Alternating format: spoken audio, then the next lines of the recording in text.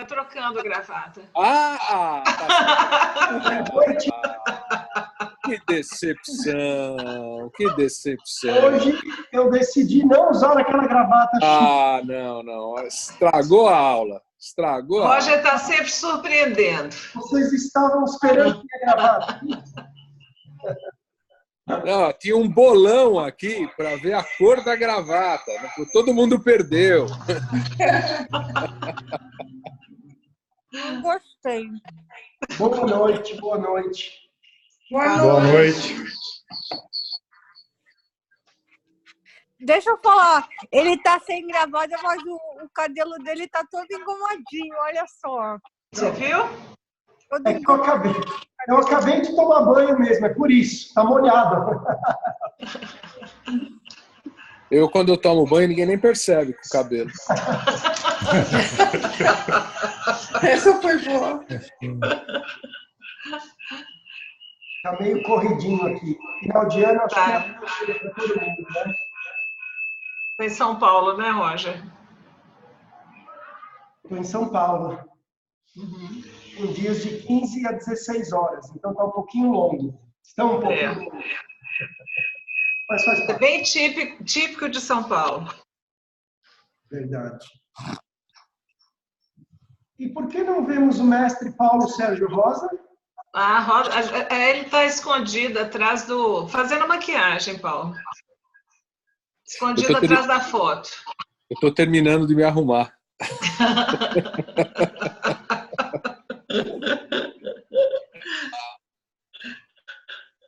Excelente. Deve estar penteando o cabelo, Roger. Estou passando Gomex, Marina, no cabelo. Na garganta, Marina, para falar isso, mas eu me segurei, né? Eu estou passando Gomex no cabelo. Roger, até o final do curso você não se segura mais, não. Gente, aí, para vocês verem como ele é velho, ele é do tempo do Gomex. Gomex. Pois é. Nossa. Marino, você sabe o que é Gomex, Marino? Muito. O engraçado é que os meus amigos insistem em dizer que eu pinto o cabelo, porque eles não conseguem lidar com o fato que a natureza caprichou mesmo, entendeu? Olha, professor titular, eu não quero desanimar você, mas você vai pintar ainda.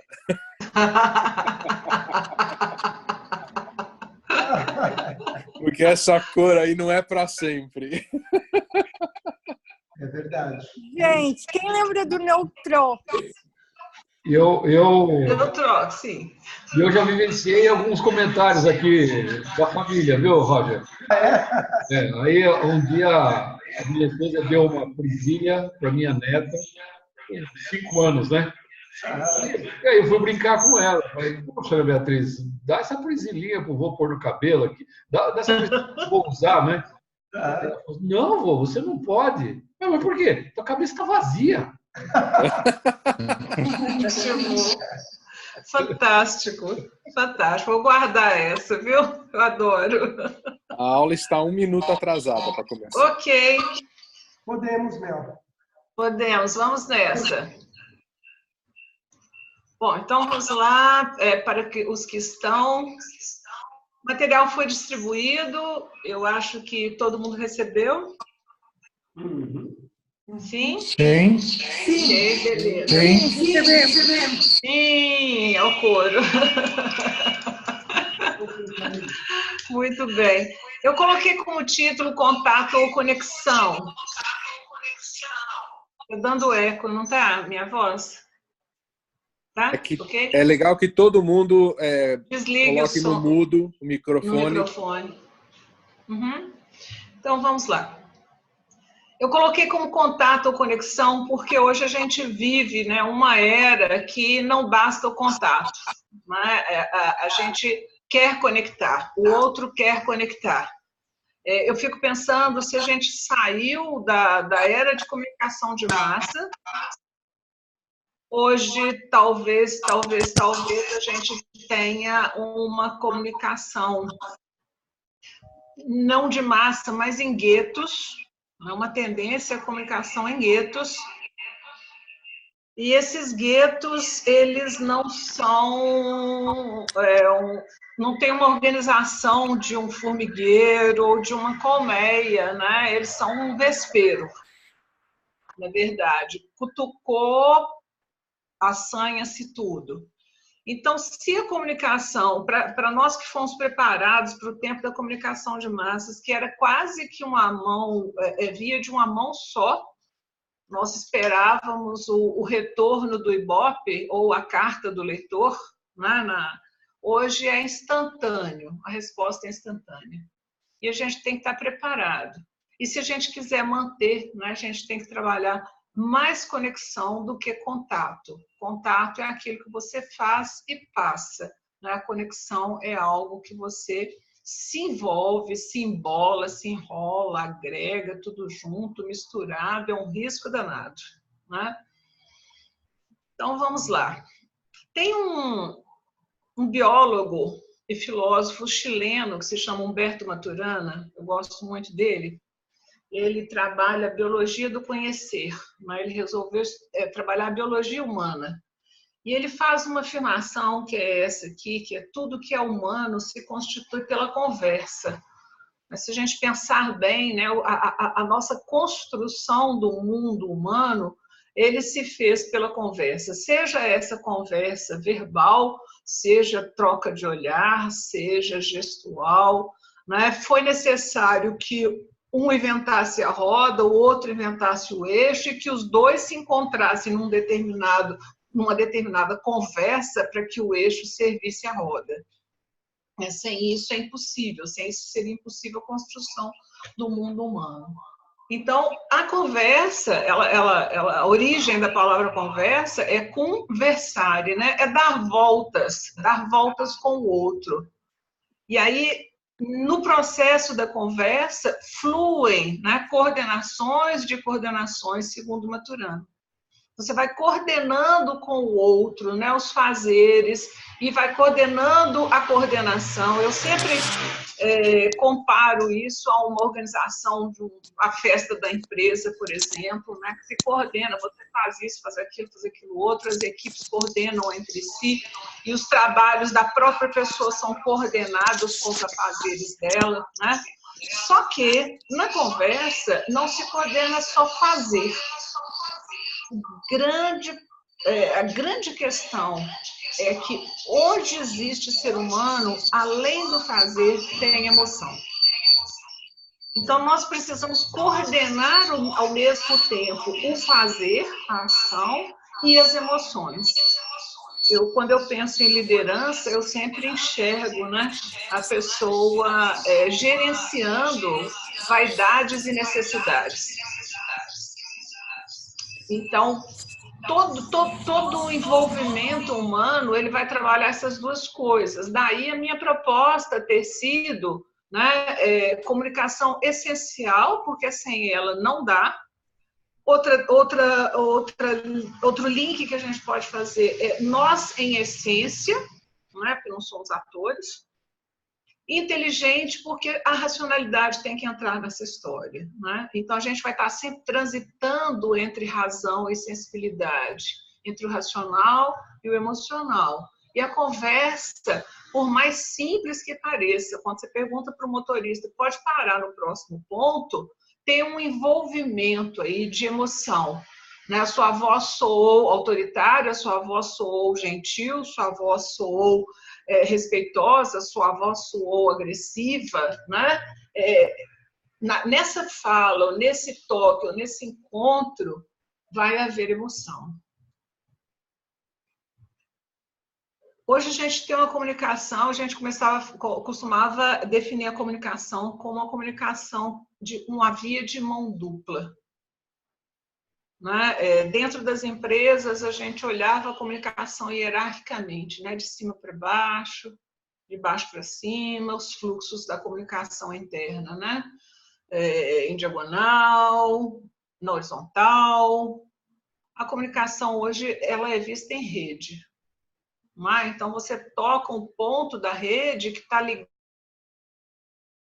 a zilhões de outros pontos dessa rede, né, que está ligado a zilhões de outros pontos dessa rede, e você está sempre preso a uma rede, e essa rede tem os encontros, os pontos de encontro. Eu costumo dizer que uma rede se fortalece nos nós, nos encontros, né? Então, vamos supor que você queira criar um novo negócio. E a gente, lembrando da aula do Paulo aí, a questão dos relacionamentos, a questão da confiança que se estabelece, né? E aí, se você não fortalece essa conexão, né? Não basta um contato comercial hoje. Hoje a relação comercial é chamada de relacionamento. Não, você não fala contato comercial mais, né? Você fala relacionamento. A divisão não é divisão comercial, a divisão é divisão de relacionamento dentro das empresas. E a gente precisa trazer isso para a vida. Quem não trabalha dentro de empresa aí, né? Quem é autônomo ou quem não está trabalhando, quando a gente fala de comunicação, nós estamos falando de seres humanos. Estar na empresa ou na família é uma questão geográfica. Você vai estar sempre tendo seres humanos ali com suas necessidades, as suas aptidões, suas culturas, as suas diferenças individuais. Então, como é que eu fortaleço, né? Eu vou fortalecer, na família a gente costuma dizer, os laços de família, né? Se eu fortaleço esses encontros, esses pontos de encontro, né? Esses lugares onde a conversa, né? O versar, o rodear, né? O andar, o girar com o outro acontece, isso é que vai garantir, né, a saúde ou a doença dessa rede aqui. Sempre será rede. A internet, ela nos ilude, né? A gente, atrás de um mouse, numa rede social, a gente acha que existe um anonimato, acha que corre o risco de alguém não estar vendo, mas acontece que alguém viu que alguém viu, né? Então tem sempre um amigo do amigo do amigo do amigo. E essa pessoa pode ser uma pessoa que eu quero trazer para a minha rede, ou é uma pessoa que, independentemente do meu desejo, eu estou afastando da minha rede. Quais são os comportamentos, né? Quais são as minhas características, o que eu faço para que estes nós se fortaleçam e não se esgarcem. E, na política, a gente vê, né, que nós fazem e se desfazem com uma rapidez absurda. Na vida artística também. Por que a gente cita esses exemplos? Estão expostos. Mas, se você pensar bem, isso acontece também na nossa vida de simples mortais, né? Laços se fortalecem, laços esgarçam. E o mais interessante disso é a gente voltar a pensar no que o Maturana falou, que o fazer humano se faz através dessas conversas, que acrescentam ou não, né? Que impulsionam ou retardam, que ajudam ou atrapalham. Por que é tão difícil? Não é? Por que é tão difícil esse fluir saudável aqui? Não é? Esse fluir produtivo? Comunicação, para mim, só faz sentido se eu falar de comunicação transformadora, comunicação produtiva, comunicação de resultado. Tornar as ações comuns de uma forma saudável, de uma forma transformadora, de uma forma produtiva. Errar na comunicação é a coisa mais fácil que tem. E não existe comunicação ineficiente. Toda comunicação é eficiente. Não existe comunicação ineficaz. Toda comunicação é eficaz. Ela pode não atingir o objetivo esperado. Ela pode vir ao contrário do que eu previa, né, e explodir na minha cara. Mas isso é um resultado. Então, ela é eficiente em produzir resultados. Desejados ou não, eu preciso saber qual é o meu papel nessa história, né? Então, por que é difícil? Porque a gente analisa comportamento. Os seres humanos, eles se relacionam. A gente não só comunica. Como eu falei lá, tem afeto nessa história. E afeto é como é que as pessoas estão sendo afetadas pela minha presença, pela minha interferência. Algumas coisas são básicas, né? Eu vou interferir na vida do outro sempre. Inevitavelmente eu interfiro na vida do outro. Quando eu esbarro uma pessoa na rua, eu interferi até fisicamente. O corpo dela começou a gerar hormônios, mexeu com a temperatura, com o batimento cardíaco, com uma série de coisas.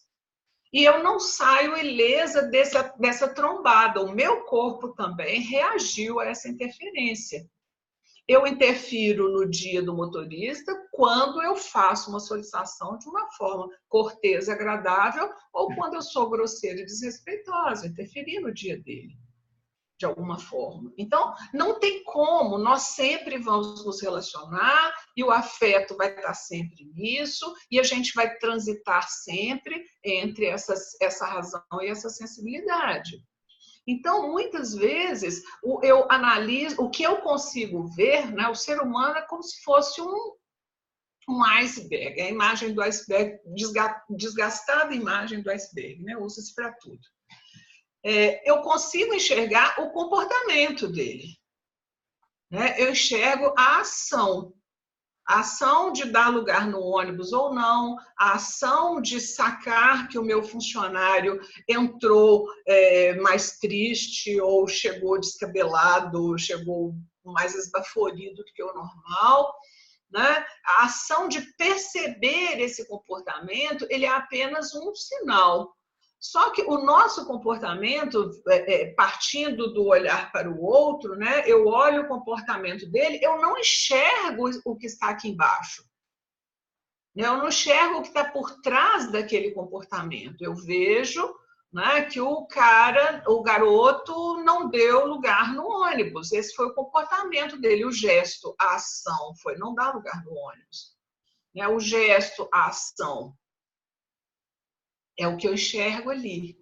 O meu gesto, a minha ação, é o que os outros enxergam ali. Só que esse gesto de dar lugar ou não no ônibus, ele é resultante de uma escolha, consciente ou inconsciente. Eu escolhi não dar lugar no ônibus. Né? Quando você está num evento e alguém fala, tem algum voluntário aí? Né? E você fica ali, ai meu Deus, tomara que não me notem aqui. Né? Você escolheu não ir, ou você levanta e vai. É uma escolha. O gesto que as pessoas estão enxergando tem uma escolha, consciente ou inconsciente ali. Às vezes é tão instantânea, né? Ou tão habitual, ou ela é tão resultado de gatilhos, né? Que a consciência não fala. Né? Eu escolhi escrever um monte de porcaria no comentário do vídeo do fulano lá e resolvi escrever isso aberto, ou respondi mal no WhatsApp, ou escrevi um e-mail desaforado com letras garrafais vermelhas. Né? É uma escolha que eu faço. Mas essa escolha, que parece ser nossa, não é. Parece que eu escolhi o vermelho e não o roxo. Não é. Né? A escolha de dar lugar no ônibus, ou gritar com o motorista, ou pisar no meu funcionário, né? Ou agradar o puxa-saco, né? e ignorar aquele que trabalha. Essa escolha, ela se baseia em valores. Né? Qual que é o valor de um motorista para mim? Qual é o valor do idoso para mim? Qual é o valor do pobre para mim? Qual é o valor do presidente da empresa para mim? Qual é o valor? Qual é o valor? Qual é o valor? Né? Então, eu tenho, na minha escala de valores, eu costumo trabalhar de uma forma bem grosseira. Nem Paulo Sérgio, nem Roger podem escutar o que eu vou falar agora. Então, por favor, tampem o ouvido.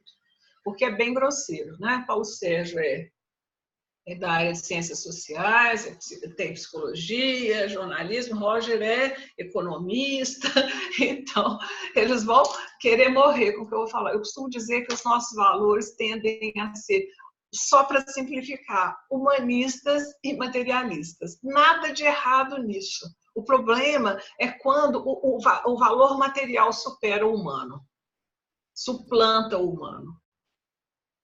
Essa é a grande questão. Então, quando a gente consegue, né, até Madre Teresa de Calcutá precisava da verba para manter, né, o trabalho humanístico dela, quais são esses valores? Como é que a gente, ao fazer uma determinada escolha, a gente se entupir de dívida no cartão de crédito? Qual é o valor que me levou a essa escolha?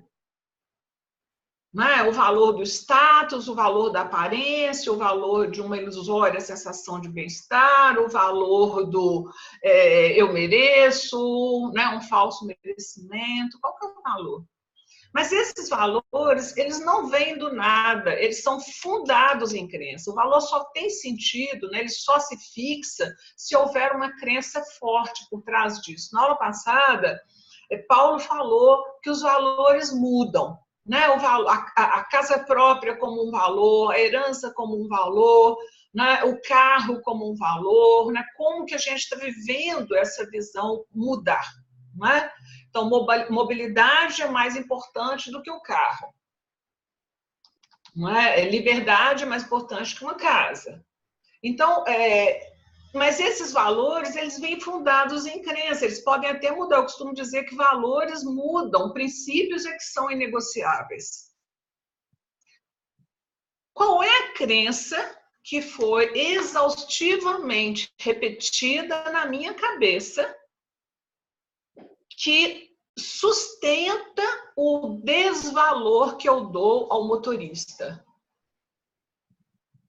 Pobre não tem sorte, não estudou, por isso está dirigindo um ônibus. Qual foi a crença? Né? Papai dizia assim, o rio só corre para o mar, que era uma explicação dele para dizer que só quem tem dinheiro é que ganha dinheiro. Né? Então, de repente, essa crença funda as minhas escolhas lá. Então, de onde vêm essas crenças se a gente não nasce com elas? Né? A criança não nasce com essas crenças. Nós vamos herdando essas crenças até de musiquinha infantil. Né? Quem não trabalha não come, já São Paulo falou. Né? Então, nos pais, eu digo que as crenças dos pais vão passar para nós antes de nós nascermos. Como isso é possível? Porque as crenças deles estão espelhadas na forma como eles vão nos receber. A qualidade do quarto, né? Se você vai ter conforto, se o ambiente é um ambiente controlado, se é um ambiente com muito barulho, se tem polo, se tem comida na hora, se tem a fralda para trocar. Sério. Então, assim, quando eu já vou nascer, né? Eu já vou, quando eu cair de paraquedas aqui nesse mundo, quando eu nascer, eu vou nascer num ambiente que espelha as crenças e os valores dos meus pais. Criança é importante, criança é o futuro, criança merece segurança, criança precisa ser cuidada, ou criança é um traste, atrapalha a vida da gente, só veio para dar prejuízo. Além dos pais, a família, né? Nem sempre a família comunga as mesmas crenças dos pais, né?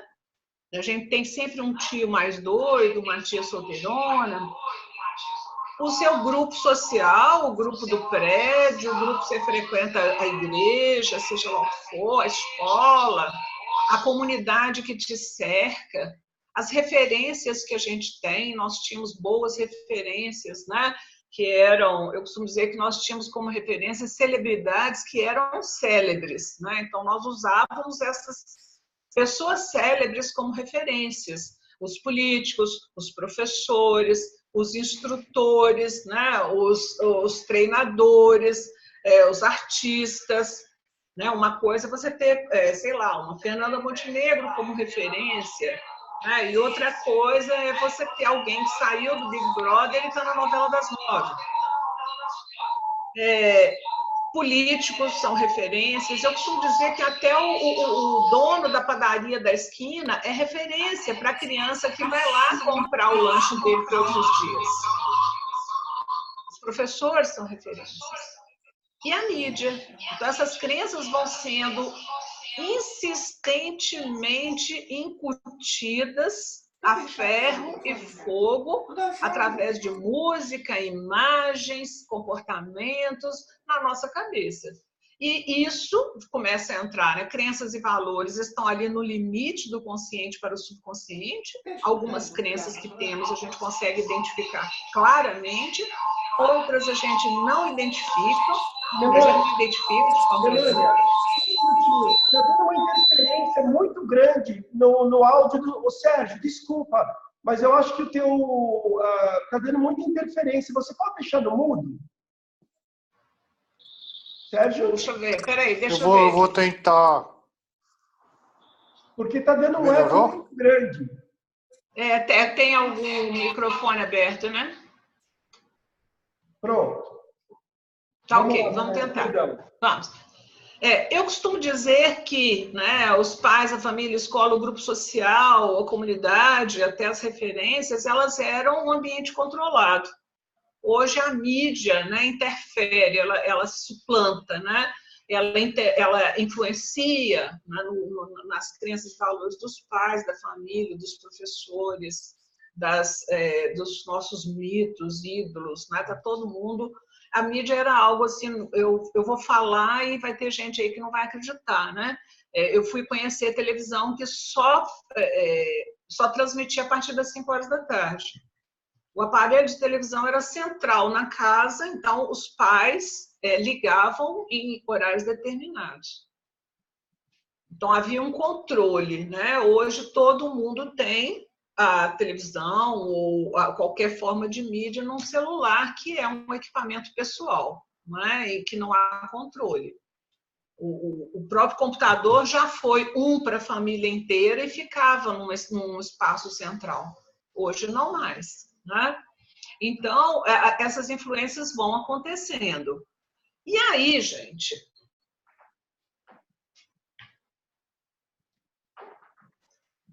eu gosto muito dessa frase, que é uma frase que está em Provérbios, na Bíblia, que diz assim: a boca fala daquilo que o coração está cheio.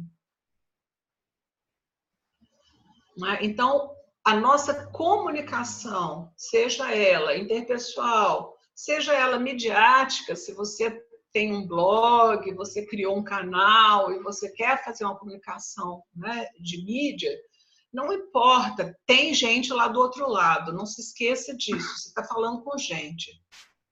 E quando eu digo que a boca fala daquilo que o coração está cheio, não tem jeito de você não expressar tudo aquilo que está guardado lá dentro, seja isso conhecido ou desconhecido. Às vezes está tão guardadinho lá no fundão que você se assusta, né? Eu, às vezes, me assusto perdendo a paciência em situações que eu falo, gente, de onde que eu tirei isso? Né? E se eu parar para pensar, houve um gatilho ali que disparou, né, um comportamento que eu não, sob controle, eu não teria. Né? Então, como é que a gente está aparelhado? O nosso cérebro foi aparelhado para relacionamentos, tá? A gente vai ter sentimentos, emoções, tem tudo a ver com esse transitar com o outro. E vou falar grosso modo aqui, porque eu acho que é uma área de paixão minha, mas é uma área boa de se pesquisar, que é essa área desses conhecimentos que a gente tem hoje pela neurociências. A gente considera que tem três cérebros, na verdade são 3 sistemas, né, que funcionam aí. Um cérebro é chamado de reptiliano, que é de réptil mesmo, é aquele das nossas funções biológicas e instintivas. A gente tem um cérebro, à medida que a espécie humana vai evoluindo, ela desenvolve um outro sistema, né? Um outro cérebro, uma outra camada cerebral, um aprimoramento que é o que a gente chama de límbico, o sistema límbico. Então, nós temos um que, graças a Deus, ele independe de nós pensarmos. Eu costumo brincar assim, que é o reptiliano. Eu costumo brincar que se a gente dependesse de pensar para respirar, a gente ia chegar ao final do dia e dizer assim, puxa, eu não respirei hoje. Ainda bem que as coisas funcionam sem a gente pensar nelas. E é instintivo. Você está passando numa rua e você tem medo, né? Vem alguma coisa que te ameaça e aí dispara, né? Seu luta, fuga, paralisa, né? Você eriça que nem um gato, né? E aí se prepara, enche sua musculatura de adrenalina e você está preparado para fugir, lutar, ou fica paralisado. Então, isso tem tudo a ver com o sistema reptiliano. O límbico é o das emoções. Muito bem. O límbico é o das emoções.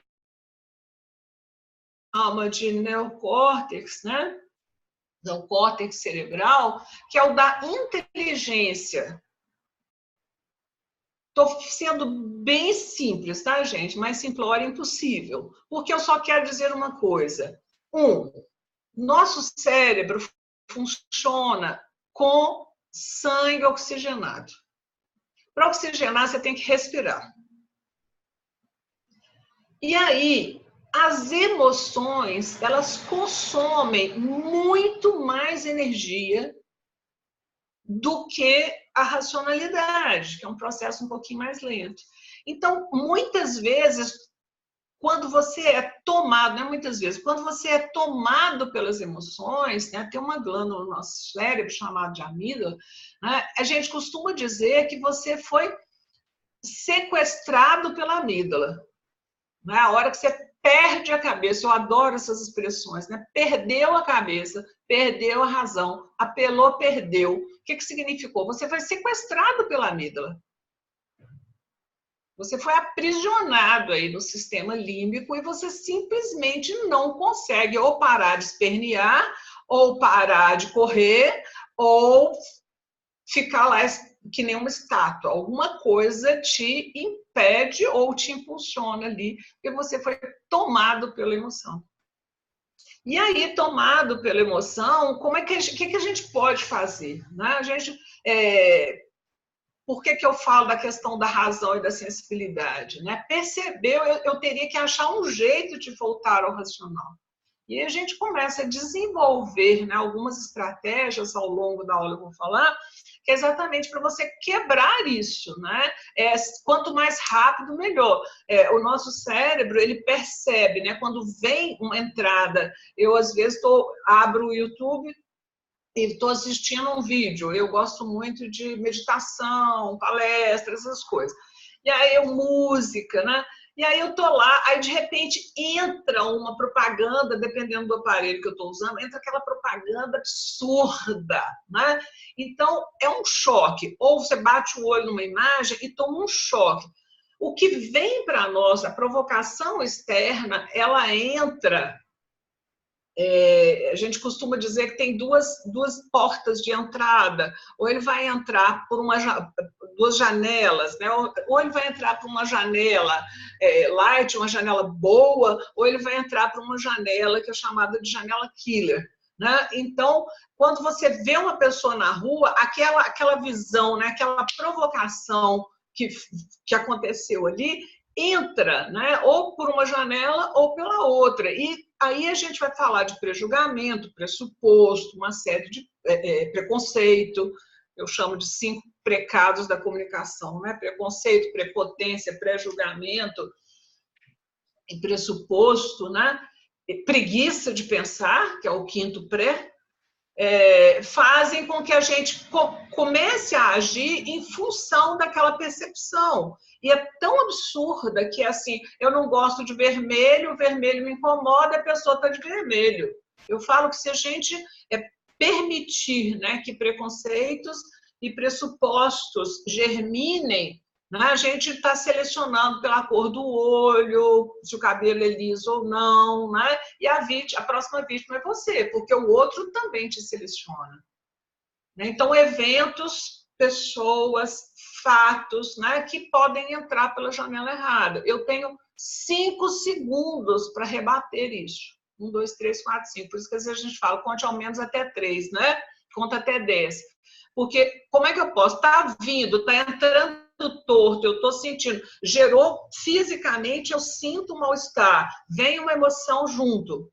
Então, eu pensei, tem um sujeito ali na esquina, eu pensei, nossa, que carro horroroso desse consultor, eu pensei, isso é hora de chegar? Eu pensei, pensamento, sensação, emoção, reação. Aí, pleft, eu falo uma besteira. Né? Ou faço uma besteira. Eu comunico de alguma forma. Então, eu tenho 5 segundos para falar, epa, opa, né? Eu costumo fazer esse exercício demais comigo. Epa, opa, mulher, de onde você tirou isso? Melânia, Melânia, não julga, sem julgamento, sem julgamento, sem julgamento. Então, eu crio frases, né? Para poder quebrar. Quem foi que te disse isso? Que evidência você tem de que você está certa? De onde você tirou isso? Que história é essa? Ah, tá. Isso era lá naquele bairrozinho que você morava. Nem todo mundo é assim. E por aí afora. Porque se eu deixar entrar, a minha resposta, a boca fala daquilo que o coração está cheio. A minha resposta, seja ela verbal ou não, vai ser em função dessa leitura que eu permiti entrar. Né? Pode ser uma leitura boa também. E aí, ótimo, né? Hoje pela manhã, eu costumo ler com minha mãe.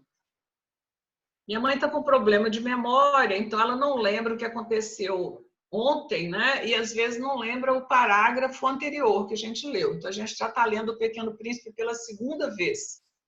Chegou ao final da primeira leitura, ela ficou tão triste que eu falei, vamos ler de novo, porque ela não lembra mesmo, né? Então a gente pode ler a mesma página todo dia, que é novidade, ela dá risada.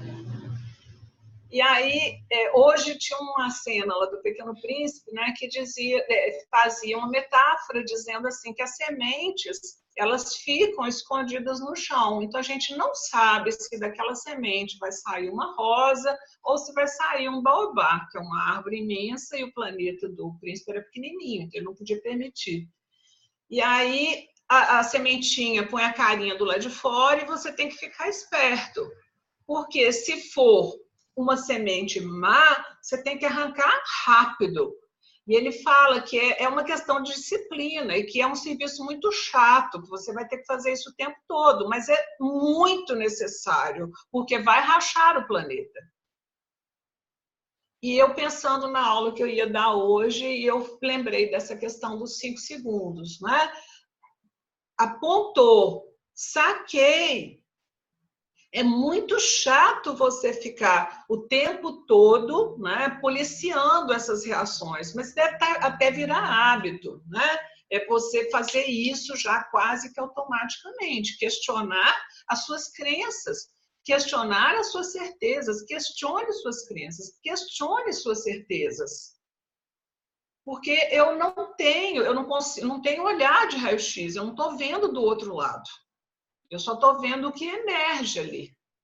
Então, eu preciso ter um pouco de paciência, né? E questionar. Então, essa nossa Constituição, ela tem tudo a ver com a nossa comunicação. E todas as vezes que eu disser comunicação, você lê relacionamentos. Essa Constituição tem tudo a ver com os nossos relacionamentos. Porque quando eu comunico, eu relo. Eu trombo lá no outro e afeto a vida dele. A vida dele é afetada por mim. Isso é de uma responsabilidade absurda. Não é? A gente vê hoje, todo mundo tem um equipamento fantástico na mão, infinitamente superior ao equipamento que a Globo tinha nos anos 80, quando eu morei em São Paulo, um celular, né? muito mais ágil, tem uma definição muito mais fantástica, tem uma pureza, tem uma riqueza de detalhes, você edita, corta, monta, né, na mão, ali na ponta do dedo. Então, isso tudo é de uma responsabilidade seríssima, porque eu estou afetando a vida dos outros. E eu preciso escolher qual é a qualidade, né, dessa interferência que eu vou fazer. Uma conclusão que a gente chega é que, quando a gente olha, né, se essa forma de ver o mundo é formada, a gente herda, ela é construída, ela é incutida, ela é enfiada em nós, muitas vezes eu estou usando os óculos de outras pessoas, tá? Então, eu preciso o tempo inteiro estar me perguntando de quem são estes óculos que eu estou usando. É muito sério isso. Não é? De quem são esses óculos que eu estou usando?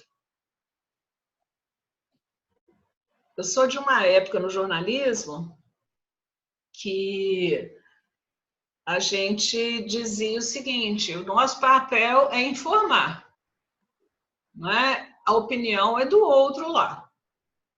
Mas, ao mesmo tempo, se sabia que, sob, né, o pretexto de linha editorial, e o Chateaubriand repetia insistentemente, não importa o fato, importa a versão do fato.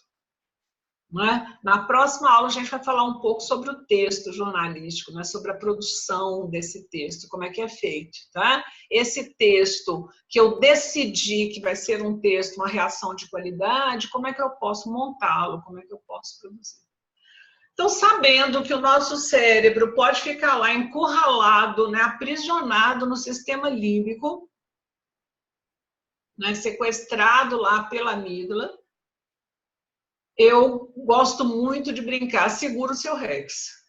Ou segura a sua onda, né? Lá no Rio, eu morei no Rio também, o pessoal fala, segura a sua onda, né? Segura o seu Rex. E aí eu faço a imagem de que o Rex é aquele cachorrão, não sei se vocês viram aquele filme Beethoven, que tem um cachorrão imenso, né? E o Rex é aquele cachorrão espaçoso e que ele é um exagero em tudo. Ele rosna com exagero, ele pula e lambe a visita com exagero, né? Todos nós temos um Rex dentro da gente, que a gente ou baba demais no outro, ou a gente rosna demais e a gente precisa segurar o Rex. É isso que eu chamo de transitar entre a razão e a sensibilidade. Né? É usar a comunicação essencial inteligente. Não é abrir mão da emoção, é que ela precisa estar sob controle. O outro não tem nada a ver com isso. Eu preciso inteligentemente e com sensibilidade saber onde eu despejo a minha emoção. Né? Para segurar o Rex, eu coloquei 3 itens aqui de inteligência. Paulo falou da adaptabilidade, que é fundamental para tudo isso aqui. Eu posso ter essas inteligências, mas se eu não puder usá-las e me adaptar às situações, não tem muito jeito, né? Então, o que eu preciso desenvolver? Algumas coisas que eu estou falando aqui, eu te sugiro que pesquise, né? Inteligência emocional, esse jogo interno, esse jogo dentro da gente, né? Muita gente perde a vida, perde casamento, perde namoro, perde emprego, perde sucesso por causa desse jogo interno.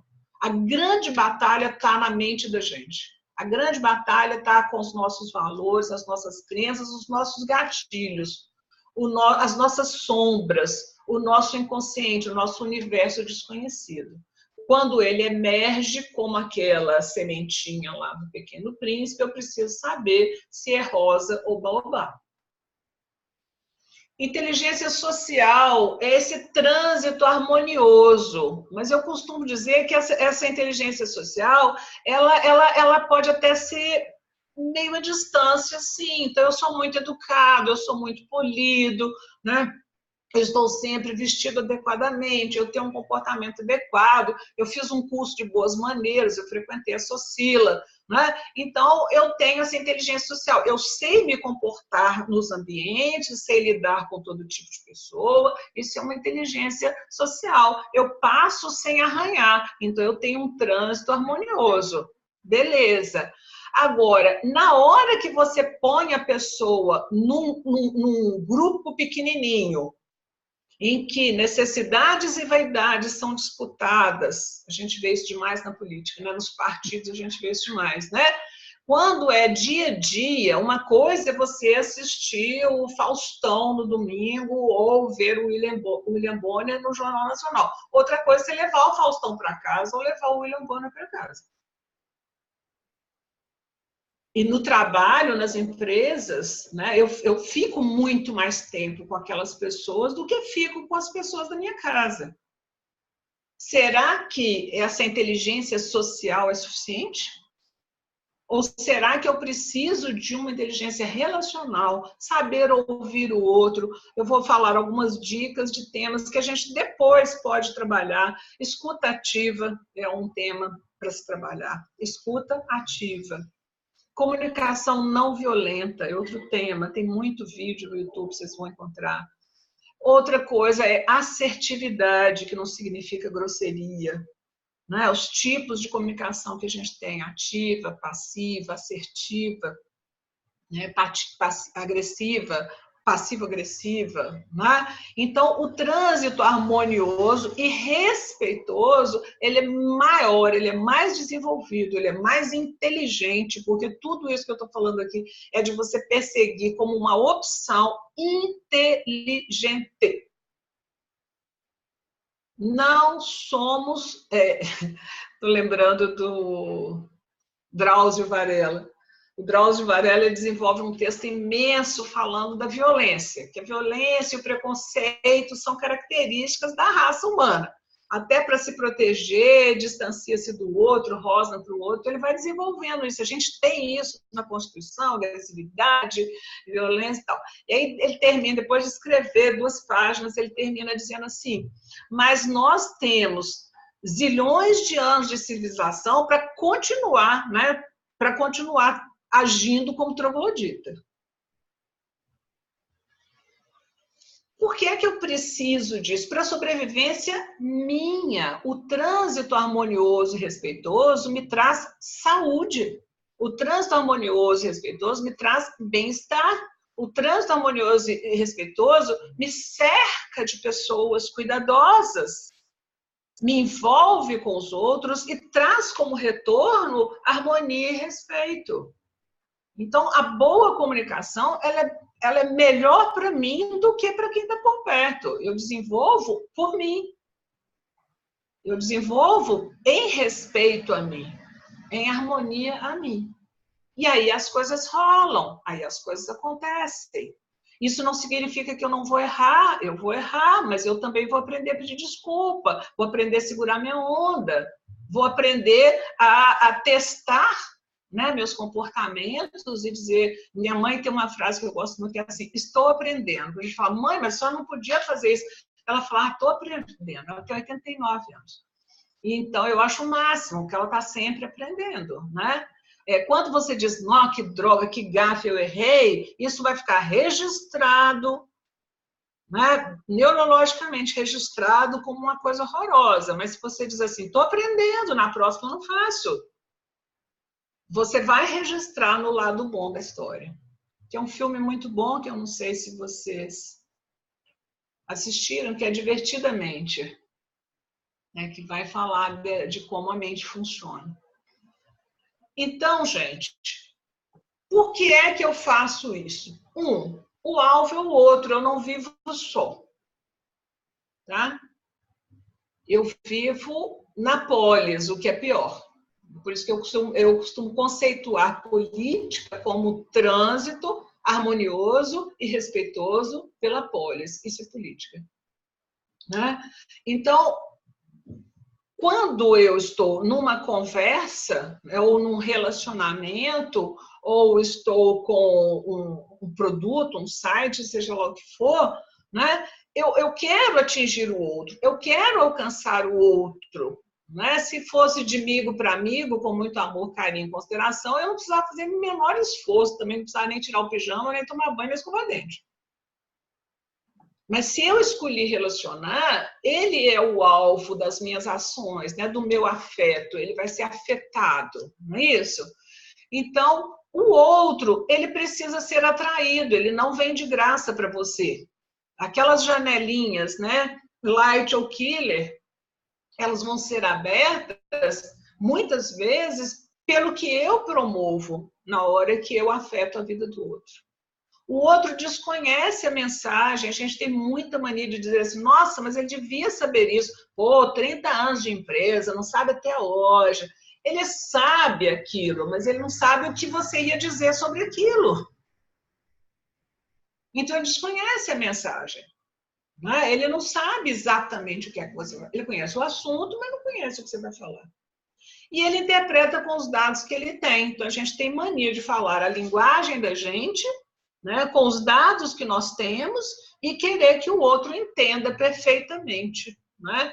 Eu conto, no LinkedIn eu coloco alguns artigos, e eu tenho um artigo lá que eu conto um acontecimento que houve com minha sobrinha. Ela era pequenininha, nós estávamos no sítio, e eu estava na varanda, e ela falava assim, tia, eu quero um abacate. Então, vai lá, pega um abacate que eu parto para você. Aí ela ia lá no cesto e trazia o abacate, eu pegava o abacate estava duro, eu falava, não, esse não, esse está verde. Aí ela voltava, ia lá, vinha com outro, eu falava, não, esse está verde. Depois da 10ª vez que a idiota, a idiota, falava que estava verde, eu saquei que verde para ela era cor. Então ela falou, mas tia, todos são verdes. O dado dela uma coisa é verde ou é laranja. Uma laranja, né, ela tem a casca verde ou ela tem a casca amarela. Quando ela tá boa, ela tá amarela. O dado dela era cor. E aí eu falava, estava verde, ela olhava a cor, todos são verdes. Eu falava, pô, Milu, desculpa, eu vou lá com você. Aí é que eu fui mostrar para ela que era maduro ou não, bom para comer ou não, se é mais mole ou não. Então a gente apalpa, né? Olha que eu perceber, a percepção dela era pelo tato e eu estava jogando com uma informação que era visual, era verde. Né? Então, ela interpretada com os dados que ela tinha. Quando eu comecei a trabalhar em mineradoras, eu achava estranhíssimo o pessoal falar assim, olha, fulano vai atrasar porque ele está lá na planta. Ele trabalhou na planta, ele está fazendo uma reunião na planta, e eu ficava tentando entender como é que aquele povo todo ficava numa planta. Então, era um termo que eu não dominava, eu interpretava com os dados que eu tinha. Então, se eu quero atingir o outro, eu preparei essa aula pensando muito no modelo do Paulo, que é o AVAD, né? Se eu tenho isso claro como um propósito, como um alvo definido que vai me levar a uma ação determinada, né? Eu preciso pensar nisso, em como atrair. Né? Como eu vou embalar essa mensagem para que ele coma essa bola e como que eu vou colocar os dados na linguagem dele. Eu vou te falar que escuta, você tem que conhecer o outro. Se você não conhece de imediato, você tem que fazer perguntas. Façam 1, 2, 3 perguntas. Eu estou aqui passando mal porque eu não fiz perguntas para vocês. Eu queria saber de todo mundo, né, seus valores, suas características, né? Mas aí o tempo não dá. Mas assim, como é que eu vou acertar, né? O fato da minha aula ter entrado depois de 2 aulas do Paulo e 1 aula do Roger, e vocês terem um grupo que eu acompanho, isso me traz uma forma de conhecimento. Quanto mais, né, eu conheço o outro, menos eu erro. Se eu não escutar o outro, eu vou errar, não tenha dúvida, eu vou errar. Escuta aqui não significa de ouvir, né? Escuta aqui significa de percepção, sensibilidade, para que eu possa racionalmente, né, utilizar essa mensagem. O que nós falamos cria realidades. Eu gosto muito dessa imagem aqui, né, que é a imagem do pai nomeando o mundo para a criança. Então, quando você nasceu, né, eu creio que quase todos aqui, o mundo foi nomeado em língua portuguesa para você, os sons da língua portuguesa, né? Você aprendeu a nomear coisas, água, au-au, carro, cachorro, mamãe, vovó, tio, e também sentimentos, tá tristinho, tá alegre, tá com frio, tá com calor, sentimentos, sensações, né? E aí o mundo foi passando a fazer sentido pela palavra. Então, a frase da Bíblia lá, no princípio era o verbo, tudo é palavra no começo. Até o que você vai empreender hoje é palavra. Um casamento perfeito é palavra. Né? Uma empresa bem-sucedida é palavra. Um serviço, né, fascinante para o seu consumidor é palavra. Hoje é palavra. E a palavra é que vai criar essa realidade. Então, eu posso dizer assim, eu quero uma empresa lucrativa, ou eu quero uma empresa fantástica, eu quero uma empresa fascinante, eu quero uma... Qual é a palavra que você está criando? E essa realidade, ela vai ser criada para o outro. Então, quando eu emito isso, e a gente vai aprender, daqui, na próxima aula, a gente vai aprender a fazer o pitch, né? Aquela apresentação de elevador, né? Como é que eu vou fazer uma apresentação que crie essa realidade para o outro? Eu era, até hoje, uma realidade criada para vocês a partir daquilo que vocês viram nos encontros anteriores, do que eu escrevi no grupo e postei no grupo de vocês, e hoje vocês estão acrescentando, né, a essa realidade. Ao final dessa aula, a minha realidade, ou o que você concebeu como realidade, é outra. E é inacabável. Se você passasse uma tarde comigo, continuaria acrescentando. Se viajássemos juntos, continuaria acrescentando. Essa realidade vai continuar sendo acrescentando pela palavra. E aquilo que ainda não existe, eu crio essa imagem da realidade também pela palavra. Né? Olha a seriedade da palavra. Existe, então, uma palavra que transforma. Existe, então, uma palavra que cria. Né? Ao criar esse menino aqui, ó, né? Ao criar os meus filhos, Paulo Sérgio, ao criar os dele, né? Como é que a palavra dele interferiu positivamente ou construiu esse sujeito que os nossos filhos são hoje? Construiu esse sujeito que é o meu aluno, construiu esses sujeitos que são o meu público no meu blog. Né? Eu posso usar uma palavra transformadora, eu posso usar uma palavra que cria. E qual é essa palavra que cria? A palavra que cria, ela tem essas características: integridade, sinceridade, compromisso, coerência. Outras palavras também criam monstros, criam falsas imagens, criam isso. Eu não sei se é isso que nós estamos querendo da vida. Eu não sei se esse é o nosso objetivo de vida, né? Criar uma monstruosidade na realidade. Criar uma realidade na mente das pessoas que as faz sofrer. Notícia ruim faz sofrer. Crítica faz sofrer. Nosso cérebro reage com os piores hormônios, né? Quando a gente vê assim, aquela insistência numa realidade política, falar mal dos outros, é tanta coisa ruim. Nós não fomos construídos para essas coisas ruins, nós fomos construídos para nos defender dessas coisas ruins. Então, o nosso corpo e o nosso cérebro começa a reagir como defesa. Solta adrenalina, dessa adrenalina vai virar cortisol e você vai levar 6 horas para restabelecer a ordem no seu organismo. E aí eu costumo dizer, ruga é um troço que anda muito caro para consertar. Então, eu posso escolher fazer uma palavra, usar uma palavra, um discurso que transforma, um discurso que constrói, um discurso que cria realidades positivas, desejáveis. eu posso ocupar, é muito melhor eu trabalhar o envolvimento, engajamento e a cooperação. Eu consigo muito mais fazer isso pela alegria, pelo amor, pelo fascínio, pelo respeito, do que pelo palavrão, pelo xingão. Né? Então, assim, eu posso usar uma palavra transformadora. A minha palavra é aquela que transforma realidades das pessoas e do ambiente onde eu estou. Para isso, eu preciso cuidar disso, que eu seja íntegro, sincero, né? Que eu tenha compromisso com o que eu estou fazendo e que eu seja coerente. Isso aqui gera um troço que a gente chama de autenticidade. Esse aut aqui, esse prefixo, vem do grego autos, né? Autoestima, autocrítica, auto de si mesmo. Então, quando eu consigo ser isso aqui, eu vou exalar isso aqui. Eu vou comunicar isso aqui, eu vou ser autêntico.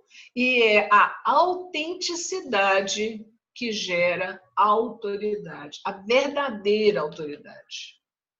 Eu costumo dizer que nas empresas, às vezes, o seu Zé da portaria tem mais autoridade que o presidente.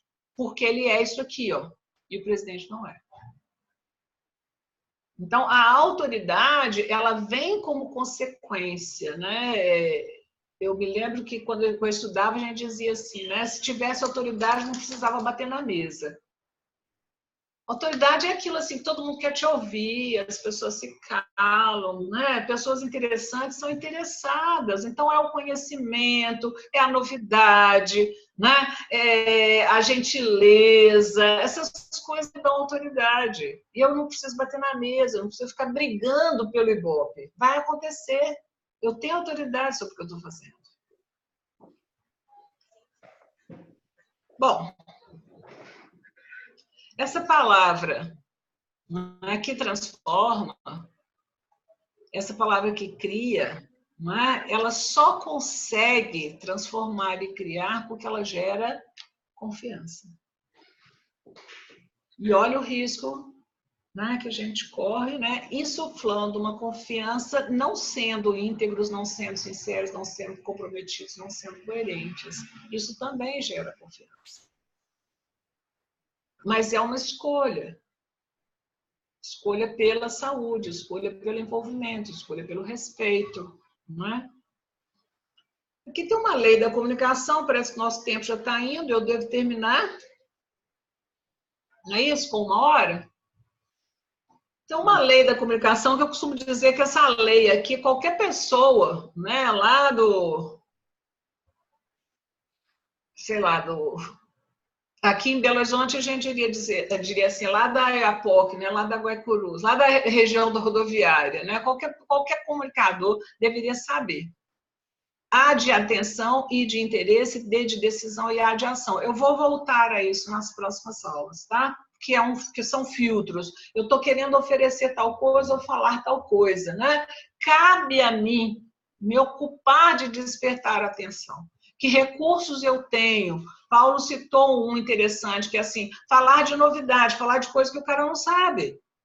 E naquela mesma aula, eu acho que foi a Aline que falou assim, fala de coisa que a pessoa gosta.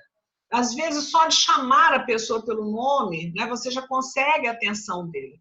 Mas o chamar a atenção dele não há garantia de que você mantenha o interesse. Então, que esforço que eu faço para manter o interesse?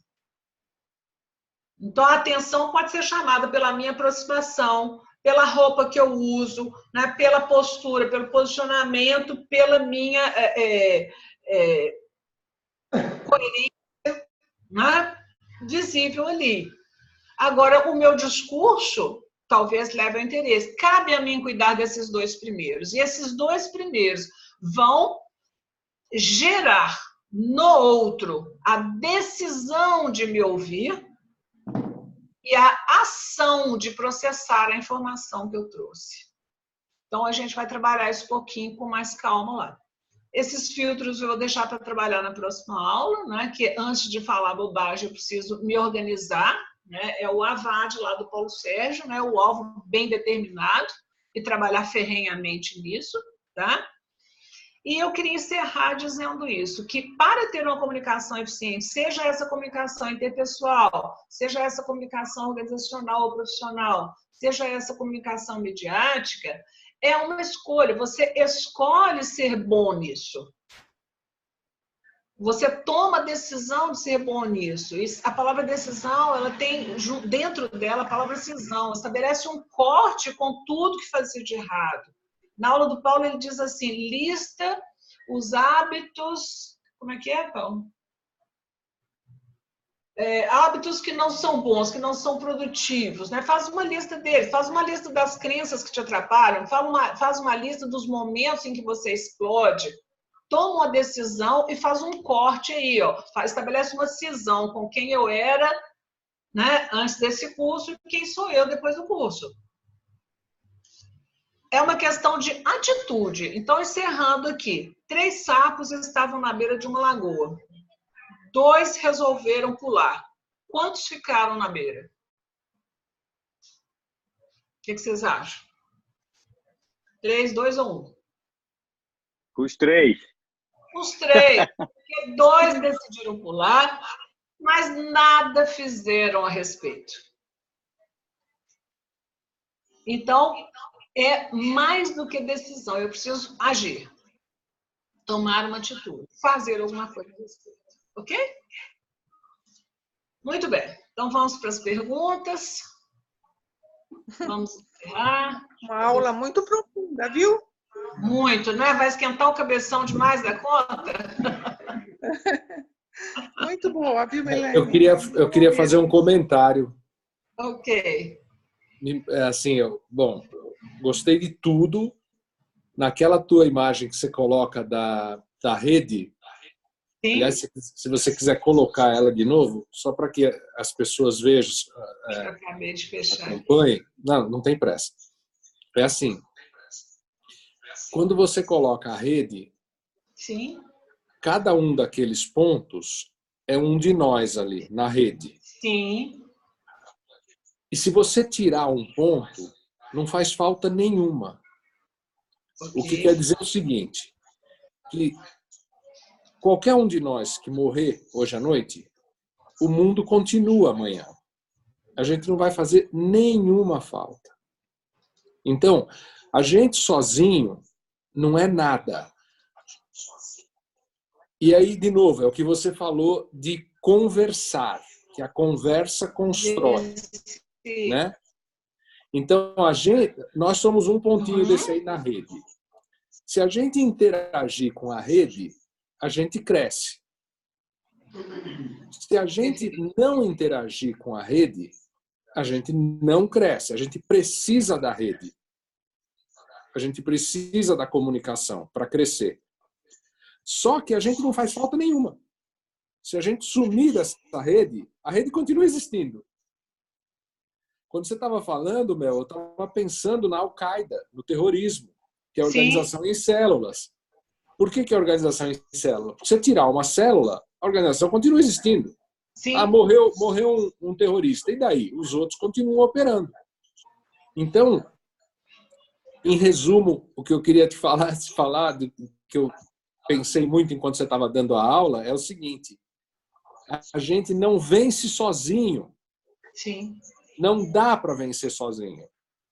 Você só vence se você for bem relacionado. Você tem que ser competente para se relacionar. Mas se você for competente e não souber se relacionar, você morre. Morre na praia. Você não cresce. Sim. Então, eu só queria comentar isso que me marcou quando você estava falando. Sim. Eu visualizei isso, que a gente sozinho não vale nada. Não chega Agora você falando, Paulo, me chamou a atenção, me ocorreu aqui o seguinte, eu não faço a menor falta se eu sumir, mas se eu atuo de uma forma errada, eu posso desencadear em rede, né, um aí processo destrutivo. Eu atrapalho. Exatamente. Em compensação, um complementa o outro. Exato. Em todas as situações. Exatamente. Isso. Muito bom. Licença, Mel, posso só um breve comentário? Ao meu ver, primeiro, essas aulas de vocês realmente são bem desafiadoras, são muito interessantes, né? Porque lidam com uma série de quebra de paradigmas, outros olhares enriquecedores. Então, eu sempre costumo ver tudo de novo depois para poder elaborar melhor. Ouso pensar, assim, diante do que o Roger já disse, o Paulo, hoje, você também com essa tríade de colaboração fantástica, que a pessoa, o profissional do futuro, é aquele que é autônomo, em contrapartida, não é solidário, mas não é solitário, mas sim solidário. Sim. Então, pensando um pouco nessas três aulas desafiadoras e enriquecedoras que vocês partilharam, foi a síntese do que eu consegui chegar hoje. Né? Pode ser que eu pense diferente amanhã, porque eu vou ter que rever essa aula também. Mas eu devo pensar nisso, né? O líder, né, somente no livro do Paulo lá, o líder sem cérebro, eu sou autônomo, não sou solitário, mas solidário. Sim. E aí a gente pensa, né, que assim, é mais cooperação do que competição. A gente tá vivendo esse processo de substituição, de cooperação para competição. E os líderes não estão sacando, nem todos estão sacando. Você está sem som, Paulo. Quando você estava falando do Pequeno Príncipe, da semente, eu escrevi uma frase para não esquecer no chat. Vou abrir aqui. O que eu escrevi aqui? Eu escrevi assim, ó. Não dá para fazer negócio bom com gente ruim. Se a semente é ruim, arranca logo da tua vida. Né? Isso. Essa é uma frase do Warren Buffett, que eu li hoje no Facebook, em algum lugar. Hoje eu vi essa frase. Quando você estava falando da semente do Pequeno Príncipe, eu escrevi para não esquecer. Que é uma outra seleção, é uma outra escolha importante que a gente tem que fazer, né? Na rede. Então, pensando na rede, eu tenho que escolher os pontos com quem eu vou me relacionar. Sim. Se eu me relacionar com gente ruim, eu vou fazer negócio ruim, porque não tem negócio bom com gente ruim. E aí você vai gerar uma rede com características ruins, porque são guetos. Exatamente. Nossa. Não é? Legal. Aí, Paulo. Agora, o exemplo também que a pessoa passa, a conduta, também a confiança começa a girar em torno das pessoas que estão ao nosso redor. Isso. Isso seria aquela máxima, né? De você anda, que direi quem você é. Sim. Eu não te conheço, eu não conheci o Roger, mas eu conheci o Paulo. Certo. E aí o Paulo veio, o Roger veio agregado à confiança, né, que eu tinha no Paulo. Correto. E a gente faz isso consciente ou empatia, ela está avalizada, né, por com quem essa pessoa tem andado. Sim. Mas isso é uma verdade, porque às vezes a gente se comunicando do jeito certo, como você está falando, consequentemente, a rede inconscientemente vem agregando, entendeu? Esse é um tema muito interessante, muito rico, que me fascina, entendeu? Fazer rede. Você vai dando qualidade a essa rede, né? Gerando qualidade. E aí é perenidade, né? Que é muito interessante, né? É a sobrevivência da rede. E aí entra Roger na história, né?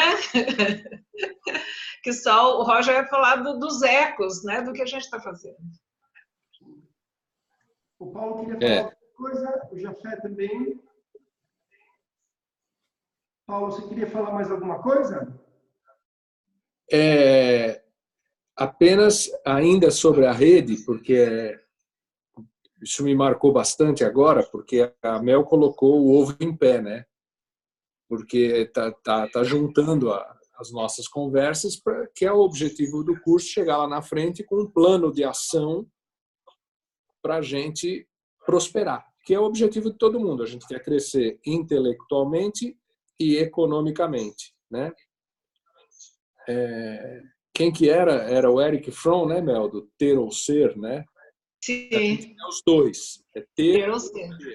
É ser e ter. Não é um ou outro. É os dois. Que a gente quer. Sim, ter e ser. Então, a gente está indo nesse caminho de construir o plano de ação. Sim. E em todas as conversas, desde o nosso primeiro passo, no primeiro papo, no segundo papo com o Roger, no terceiro papo comigo, no quarto comigo, agora com você, a palavra escolha volta. A gente não combinou isso. Não combinei isso com o Roger nem com a Mel. Mas a palavra escolha é central. Por quê? Porque sucesso depende de escolha. Né? Acerto depende de escolha. Escolheu errado, dança. Escolheu errado hoje, dança amanhã. Paga o preço amanhã. Escolheu certo hoje, ganha amanhã. Esse amanhã pode ser amanhã mesmo, pode ser uma semana, pode ser um ano, pode ser 10 anos. Que eu penso, sei lá, no curto prazo, eu sei que o Roger pensa no longo prazo. Então, mas tudo volta para a bendita da escolha. Aí o cuidado em que ela está fundada. E aí, qual é o fundamento dessa quem foi agora? A Maria Fátima acabou de falar agora da rede das pessoas, né? Se a rede é ruim, você vai montar uma rede ruim e vai ter um resultado ruim. Para a rede ser boa, você tem que ter a coragem de escolher a rede. Escolher com quem se relaciona. Se relaciona com gente boa, vai ter resultado bom. Se relaciona com gente que não tem o que acrescentar, não vai acrescentar nada. De novo, a escolha. Mas legal, é só um comentário. A Sheila perguntando aqui, né? Quem define ou como definir quem é bom, quem é ruim. Aí dá uma conversa para mais de metro, né, Paulo? Né, Roger? Sheila. Mas, assim, em princípio, é o seu objetivo. Qual é o resultado desejado? Qual é o objetivo? Né? Então, se você quer transitar harmoniosa, respeitosamente, com leveza e saúde, você tem os filtros. Mas é complicado. Você quer uma associação, uma relação, né? Produtiva, perene, né? Quais são os resultados? E quem é bom para o alcance desses resultados, entendeu? Não significa que a pessoa seja boa ou ruim, né? Até porque são características e perfis diferentes dentro. A gente percebe isso muito claro. Eu e minha irmã temos perfis completamente diferentes. Eu sou mais lerda, né? Porque eu sou mais reflexiva e ela é de ação. Agora, é uma delícia as duas no trânsito, porque eu sou uma pasmaceira, sou uma mosca morta. E ela fala, vai para a direita, vai para a esquerda. Ela se localiza. Eu dou volta no quarteirão e não percebo. Né? Então, assim, o meu foco, né? Meu olhar é para o mínimo e o dela é sempre macro. Então, nós duas juntas somos perfeitas.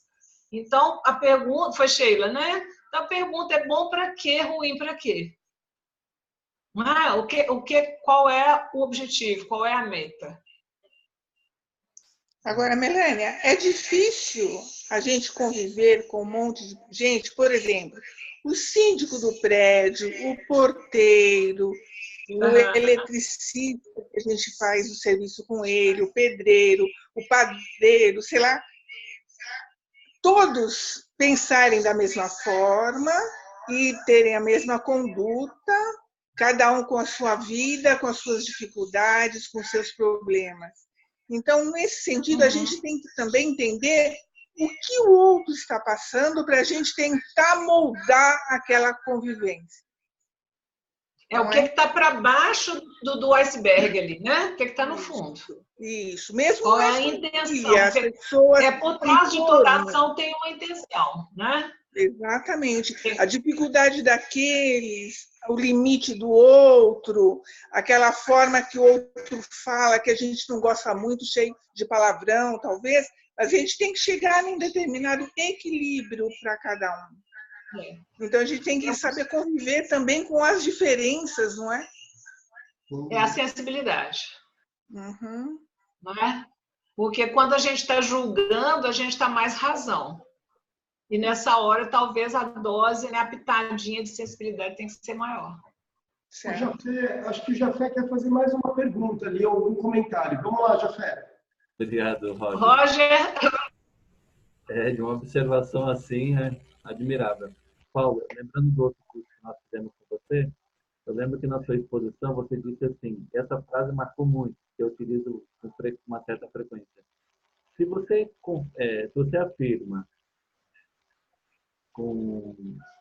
afirma habitualmente que você vive cercado de idiotas, é difícil você não sê-lo também.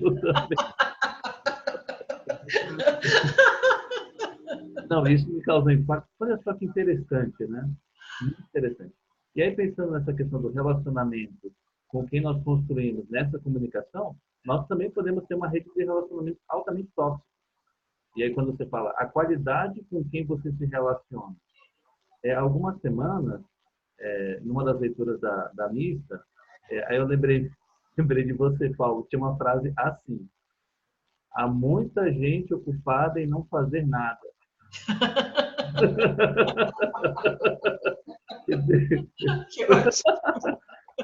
Aí eu lembrei assim, nossa, mas eu lembrei daquela frase, eu no meio da missa, muito reflexivo também. Lembrei de você, dessa frase sua nesse curso que nós fizemos. Então, assim, o quão raro, às vezes, estamos inseridos numa rede de relacionamento altamente tóxica. Não no aspecto apenas tão pragmático, tão produtivo, mas o quanto isso vai nos minando as forças, e não raro, não notamos isso. Essa rede de relacionamento, eu estou aqui desde a faculdade, adolescência, infância, trabalho, enfim. E pensando, puxa, mas eu estou cercado de gente inútil, brincadeira da parte. Puxa, pode ser que eu também seja um deles. A probabilidade é grande. Então, achei interessante essa correlação do que você disse nesse curso, do que eu ouvi na missa, do que a Mel está falando. Olha, a sua colaboração é importante, o seu protagonismo é importante, o que você vai deixar para os outros, mas você também não é insubstituível. Então, assim, essas contribuições de vocês, dos demais colegas, também desafiadoras. Jafé, esse assunto, cara, me apaixona hoje, porque você citou o Líder Sem Cérebro, que eu acabei de escrever faz alguns meses, a Melânia que fez a correção. Aliás, eu perguntei para ela se não era uma loucura publicar aquilo, ela falou que não, eu acredito na Melânia, publiquei, né?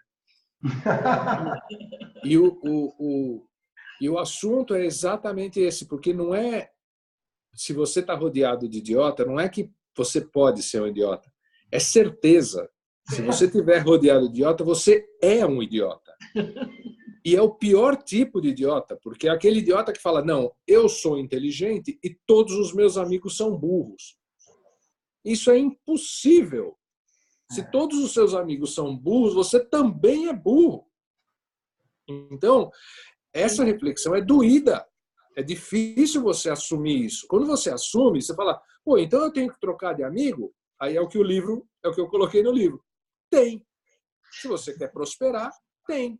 Se você quer melhorar de vida, tem. Você fala, bom, mas isso dá trabalho. Dá trabalho. O que você pode fazer é gastar o teu tempo não fazendo nada, né? Ou esperando as coisas acontecerem por mágica. Só que as coisas não vão acontecer por mágica. A Sheila fez um comentário, é difícil escolher, ela ia falar e acabou cortando, né, Sheila? E é difícil mesmo, por isso que ninguém escolhe, por isso que as pessoas deixam, como é que é aquela música que aliás, eu odeio? A vida me levar. Deixa a vida me levar, a vida leva. Nossa, como eu tenho raiva disso, gente. Isso me tira do sério, porque isso é como se fosse a profecia da tragédia, né? Deixa a vida me levar e o que seja será, sei lá como é. É ridículo. Não, quer dizer, eu não tenho plano nenhum. Não luto por nada. Eu não planejo nada. Eu não planejo onde eu quero chegar, eu não planejo o que eu quero saber. Por exemplo, nós vamos entrar em 2020. O que eu quero até o final de 20? Vamos lá. Quantos livros eu li em 2019? Pô, eu não li nenhum. Então eu vou ler pelo menos um em 2020. Para que meu ano seja diferente? Bom, então eu ponho na minha listinha, vou ler pelo menos um. Para que eu leia um livro em 2020, eu tenho que ler uma página por dia, tá bom? Tá bom. Gente, se a gente não conseguir se disciplinar para ler uma página por dia, esquece. Não vai dar. Deixa para a próxima. Entrega para Deus. Entrega para Deus. Tem uma frase que eu repito muito, e aí eu fui dar um curso no Acre, e no final do curso me deram uma camiseta com a frase, que é: babaquice tem cura, leitura. Legal. Eu queria até fazer um comentário em cima disso, que eu falo, um aspecto pejorativo, mas eu passei 20 anos de minha vida, como eu mencionei, fora do Brasil. Então, 2019 foi um ano onde eu falei, tá bom, já que eu decidi voltar para o Brasil para negócios, vamos maximizar a oportunidade. Então, hoje eu estou fechando, essa semana, fazendo o fechamento anual de tudo que eu fiz no Brasil, né? E chega agora em dezembro, de novo, culturas, né? Diferenças, e eu estou me readaptando à cultura brasileira. O que eu comecei a escutar desde o dia, sei lá, 5 ou 6 de dezembro? Ah, Roger, o ano já está acabando, vamos iniciar as conversas depois do dia 15 de janeiro, aí depois vem a paradinha do carnaval. Em realidade, a melhor época para a gente conversar é depois do carnaval. Então, vamos falar um pouco dos aspectos culturais e as diferenças dos americanos, né? Eu fui executivo, como eu falei, de as maiores seguradoras do mundo, né? 30% da produção dos maiores gigantes globais acontecem em 2 meses, junho e dezembro. Junho, porque antecede o verão, então todo mundo se mata de trabalhar para poder aproveitar o pequeno verão, principalmente que mora no norte dos Estados Unidos, e dezembro, porque é fechamento de ano.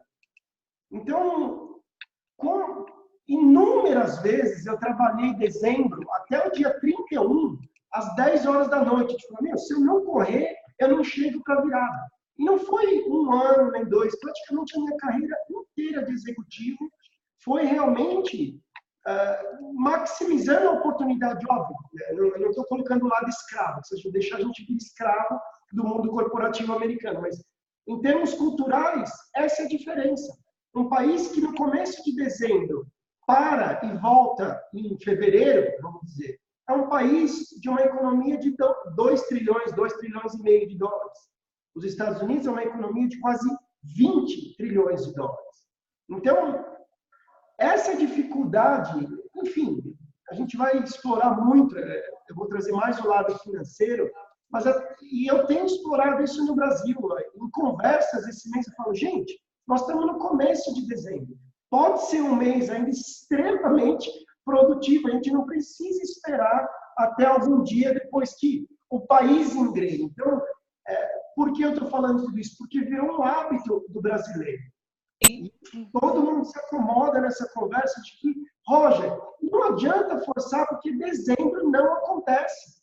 Assim, desculpa, mas eu discordo. Ô, Roger, e hoje saiu uma notícia, só para arrematar o que você está falando, o governador do Rio de Janeiro hoje anunciou que ele vai colocar 30 milhões no Carnaval do Rio e ele está propondo que tenha 2 finais de semana de Carnaval, não um só. Porque daí emenda, sério, ele explicou isso, porque daí emenda a semana inteira, com 2 finais de semana, e aí os desfiles da escola é num final de semana e no outro final de semana. Então, quer dizer, o que você está falando que é um problema vai ficar pior. Vai ficar pior. E ainda pegando o teu número, se você compara o PIB dos Estados Unidos e do Brasil, em um mês dos Estados Unidos faz o que nós fazemos em 12 meses. Nós demoramos 1 ano para fazer o que eles fazem em 1 mês. Exatamente por isso. Porque... Então, acho que para finalizar, qual esse conceito a gente precisa trabalhar na nossa vida pessoal e não entrar no consenso. Ah, tá bom, o país parou, Eu tive uma reunião hoje com os meus funcionários no Brasil. Nós vamos fazer a moda americana. Até 31 de dezembro, a gente vai puxar 100 km por hora. Ah, Roger, mas não é assim que funciona. Não, não é assim que vocês estavam habituados a funcionar. Mas para trabalhar comigo, é assim. Esse é o novo modelo. Porque aí você foge do consenso da... não, mas eventualmente vai dar tudo certo. Não, não vai. Se a gente não criar realmente uma manhã diferente, como o Paulo falou, Melânia, o amanhã é a mesma coisa. Então, desculpa, assim, mas isso me traz muita paixão também, porque é algo que a minha vida inteira eu aprendi a não seguir o consenso. Eu lembro, né, voltando um pouco à área financeira, eu cheguei nos Estados Unidos em 1999. Um dia, no ano de 2000, no comecinho do ano de 2000, eu parei num posto de gasolina, o frentista, não menosprezando de novo ninguém, o frentista do posto me falou que eu tinha que comprar ações. Eu falei, gente, o consenso é o frentista do posto mandando eu comprar ações de empresa A, B e C, isso aqui vai virar um pesadelo. E foi logo em seguida a bolha da internet que levou, né, o que a gente sabe, 2000, 2001 e 2002 a quase 70% de queda no mercado de ações. E depois 2008, você parava no Walmart da vida, a caixa do supermercado, de novo, com todo respeito à profissão dela, tinha acabado de comprar um imóvel onde ela colocou 0 de entrada e estava financiando em 30 anos. Então, gente, em algum lugar, matematicamente, isso não faz sentido. E logo em seguida, a gente viu a famosa bolha do mercado, né, imobiliário também. Então, acho que, de novo, a gente está numa conversa muito gostosa, tem muito pela frente. E o que eu deixo de mensagem? Vamos fugir do consenso. Esse país é fantástico. As oportunidades, e é isso que eu ia finalizar. Eu acredito que eu tive esse 1 ano no Brasil, eu consegui ter uma média de 1 reunião por dia num ano de 365 dias. Por um país onde 1 ano atrás eu ainda não exercia uma função ativa do que eu faço. Talvez nem nos Estados Unidos eu consegui ter resultados tão bons em 20 anos lá do que eu produzi esse ano no Brasil. Porque o Roger nunca segue o consenso. É incrível. Acho que essa é a minha mensagem. Uhum. Tá? Isso aí. Então, se mais alguma coisa, passamos um pouquinho aí da hora. Não, exatamente, 10h30. Exatamente, 10h30. Gente, obrigado. Tá? Então, agora a gente dá uma pausa aí para o Natal e o Ano Novo. Infelizmente, estamos nessa parte seguindo o consenso. Retomamos no dia 8 de janeiro, se eu não me engano, né? A próxima aula, Melânia? Acho que é isso. 8 de janeiro. Bom, a gente comunica aí com o grupo. A Paula vai viajar, a Melânia também, eu tenho algumas coisas aí de viagem. E retomamos, então, no dia 8 de janeiro. Tá bom? Um excelente Natal para todos vocês. Boas festas. Feliz Natal para vocês também. Feliz Natal, feliz Ano Novo. Boas festas aí, pessoal. Tudo de bom. Abraço para todo mundo. Natal para todos. Tchau, abraço. Tchau, gente. Obrigada por tudo, gente. Obrigada pelo presente que vocês estão dando para gente. É verdade. Obrigada, Paulo. Obrigada, Melânia. Obrigada, Roger, por esse presente maravilhoso que vocês estão dando para gente. Que bom. Verdade. Que bom. Beijo, beijo. Beijo. Tchau. Tchau. Tchau.